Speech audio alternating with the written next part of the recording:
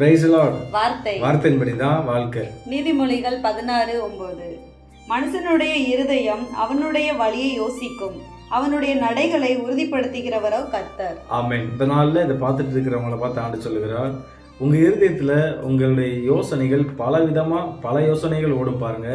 அதை செஞ்சிடலாம், இதை வாங்கிடலாம், அங்கே போயிடலாம், இதை பண்ணிடலாம் அப்படின்னு சொல்லி உங்கள் பிள்ளைகளை குறித்தோ உங்களை குறித்தோ இல்லை உங்கள் எதிர்காலத்தை குறித்தோ பல யோசனைகளை உங்கள் இருதயம் உங்களுக்கு யோசிக்க பாருங்க.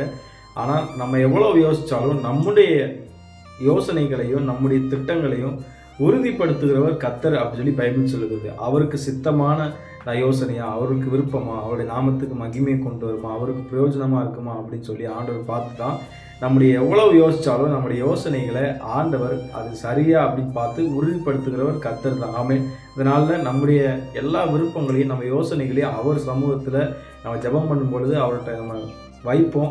அவர் என்ன பண்ணுவார்னா அவர் சரியான்னு பார்த்து அதை உங்களுக்கும் எனக்கும் உறுதிப்படுத்தி ஆண்டவர் எல்லா காரியத்தையும் வாய்க்க பண்ணுவார். Amen. God bless you. Amen.